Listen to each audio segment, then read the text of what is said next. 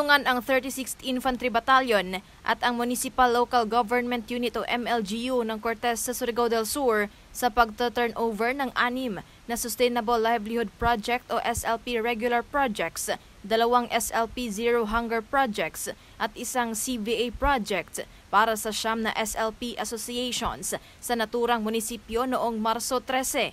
Ang naturang aktibidad ay pinangunahan ni Cortes Mayor Jose M. Bonifacio kasama ang iba't ibang municipal office heads at mga representante bilang Local Technical Working Group Inspectorate at partisipante ng naturang programa.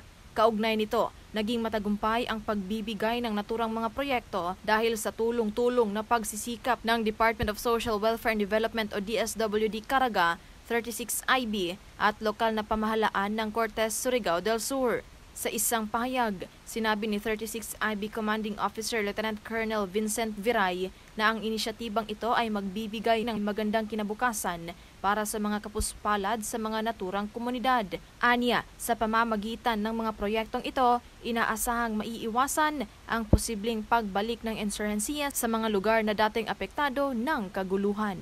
Napapanahong balita, serbisyo publiko para sa Pilipino. Ella Rivera, 4ID News.